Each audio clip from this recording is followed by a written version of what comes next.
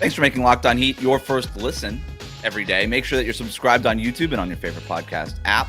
We'll have a podcast breaking all of the highlights and the most interesting parts of the schedule down later in the week once that happens. But we're getting some leaks now, as happens every summer. Christmas Day schedule, opening night, some of the primetime games of note that we can expect to see on that schedule when it does come out. But the headline here is that Miami will be playing on Christmas.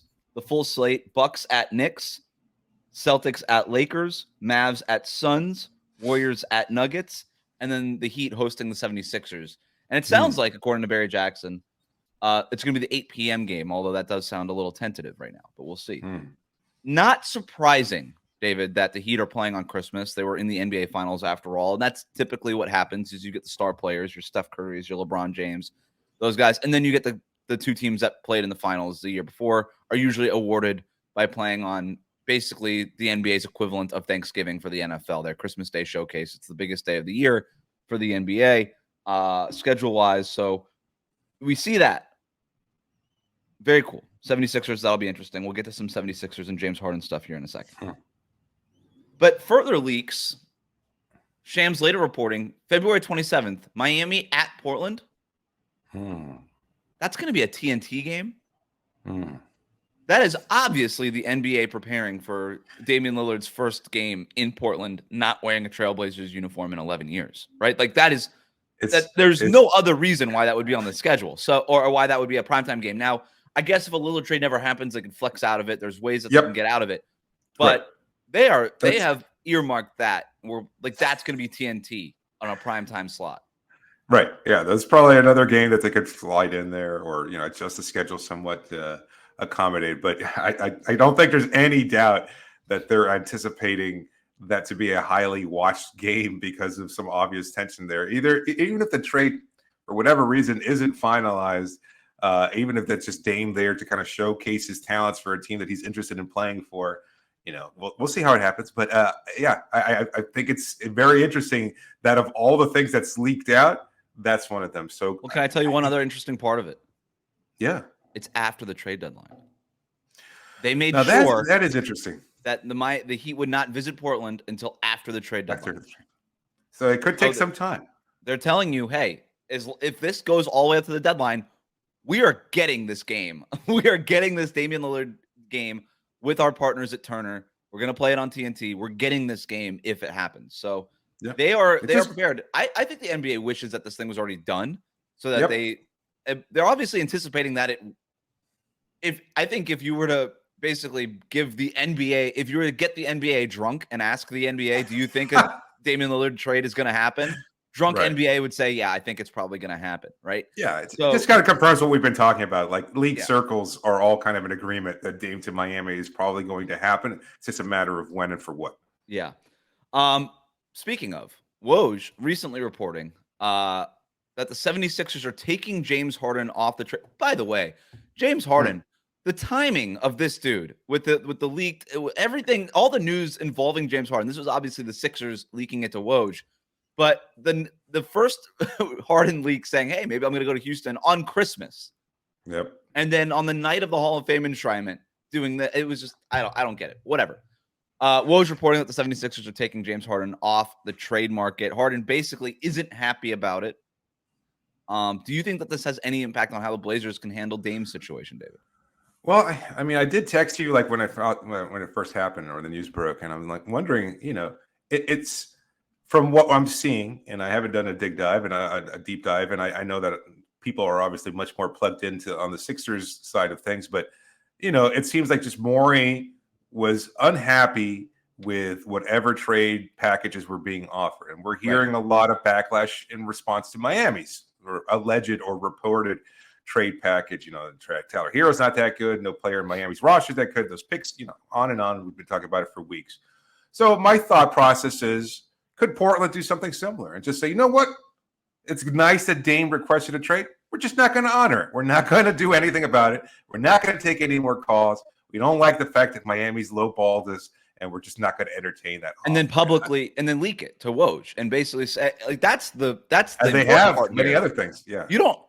If to take James Harden off the trade market, You don't have to report anything. You could just stop taking phone calls about James Harden. You don't have to do that. Right. So to publicly signal, this isn't signaling to other teams. This has nothing to do with the other 29 teams. The other 29 teams are not finding out now that they're not trading for James Harden.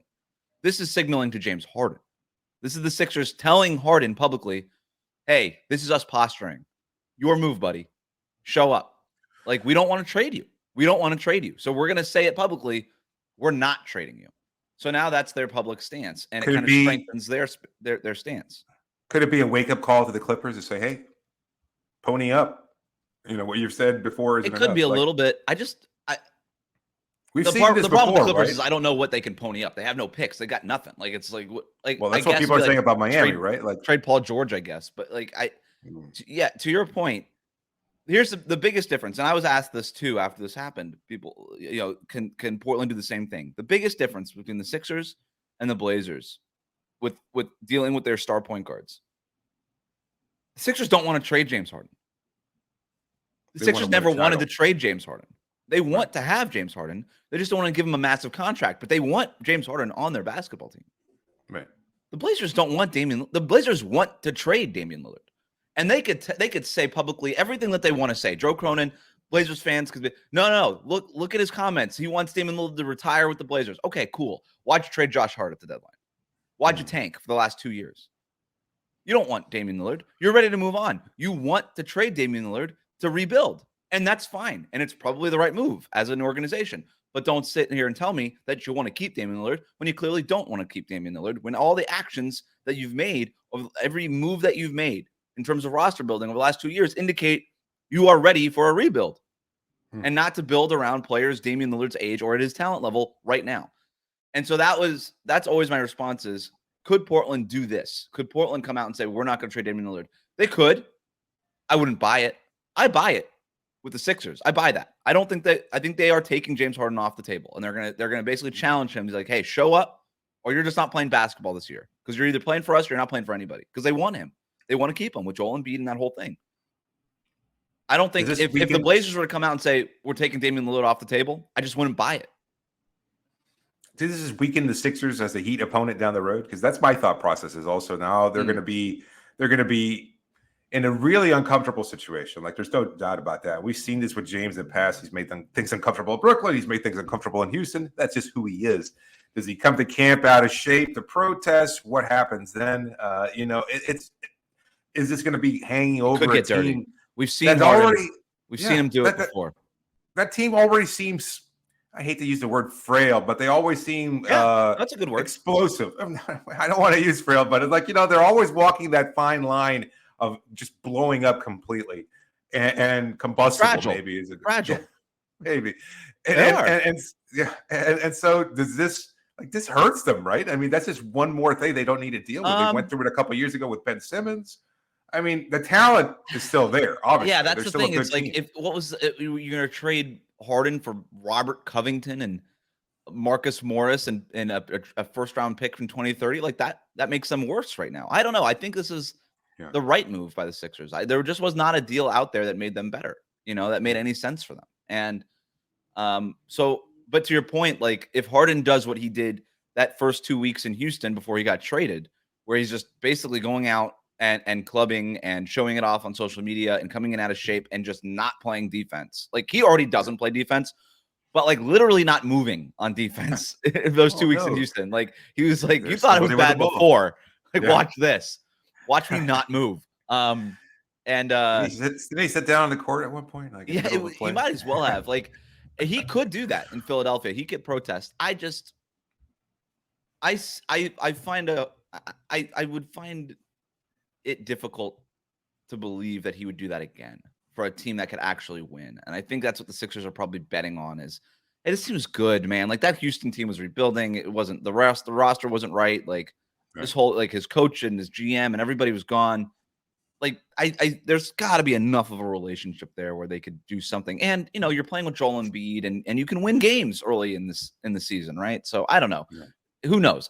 To try to predict how Harden is going to handle anything is impossible. So I would never have guessed. Like, he's back with Daryl Morey. He's playing alongside a superstar. He's in a good position. And it's like, no, that's not enough. And poor PJ Tucker. I mean, I know he's getting paid, but he left a great situation in Miami to go into this fragile mess there. It's just $10 million though.